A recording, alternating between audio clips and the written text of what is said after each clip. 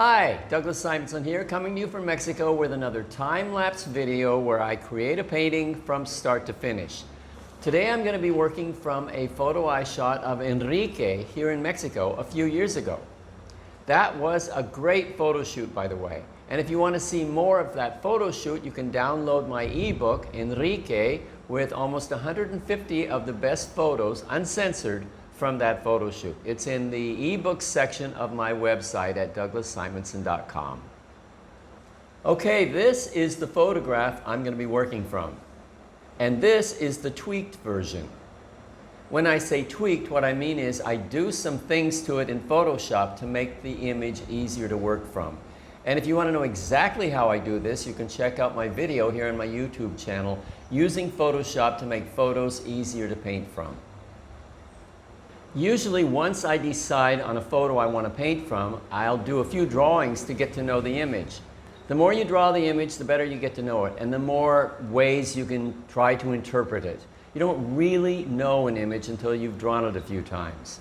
And it's a really good way to prepare for drawing it big on a canvas.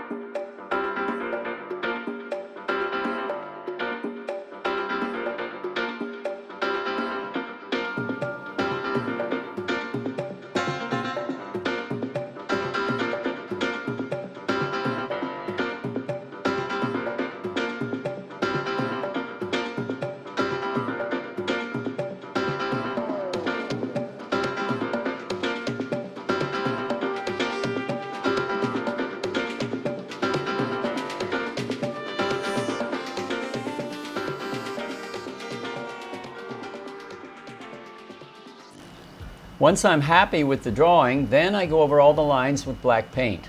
I don't always do this, it's just a stylistic choice I make on some paintings.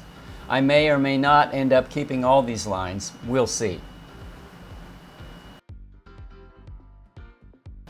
Once that's dry, I put an acrylic wash over the whole thing.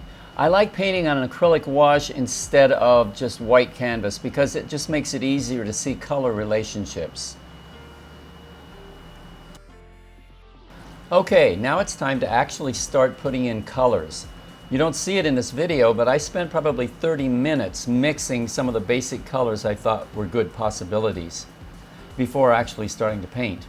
So what I'm doing here is laying down the paint really thinly because what I want to get is most of the color areas in and just see how they're working together.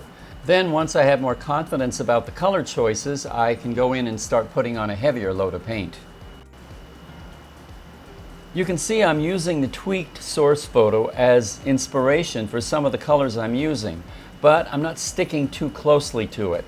I'm paying more attention to how the colors and values are coming together in the painting itself. At this point, I'm just trying to get the majority of color areas covered so I can see how they're working together, or not.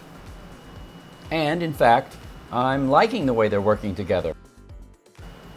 Painting the robe was kind of fun. I put in the gray first and then painted white on top of it. Using the right gray is really important in a situation like this because it needs to go with everything else in the painting. And there are a million different ways to mix gray. In this case, I used purple with a lot of yellow to gray it down. And that works well with both the yellow wall behind and the purplish wall on the right.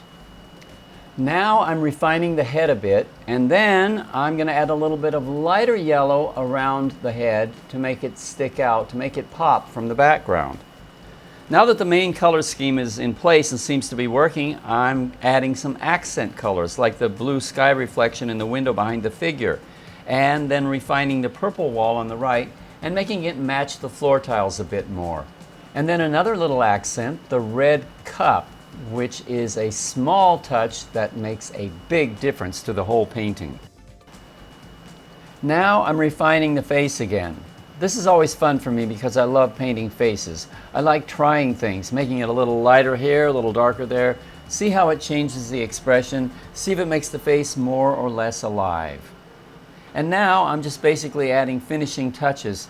to the hands and other details like the banana leaves, etc.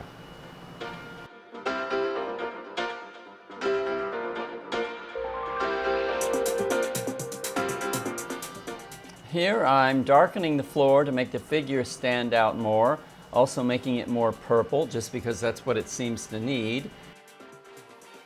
Just basically finishing touches. And what that almost always is about values. Making something a little lighter or a little darker so that it works better with everything around it. These are the final touches that make a painting really sing. Finally, a little bit of softening on the robe, and I'm done. Okay, this is the final painting. It's called Enrique's Robe, and you can see it now on my website at douglassimonson.com. The original has already been sold, but check my site because there will be a poster soon. Okay, that's it for today. I hope you enjoyed this video. If you did, hit the like button and subscribe to my channel. Also, if you have any comments, please leave them below because I love to hear from you. And you can let me know if there's anything you'd like me to cover in a future video. If you did get inspired watching me paint, go for it. Put on your painting apron or whatever and get out your paints and go paint.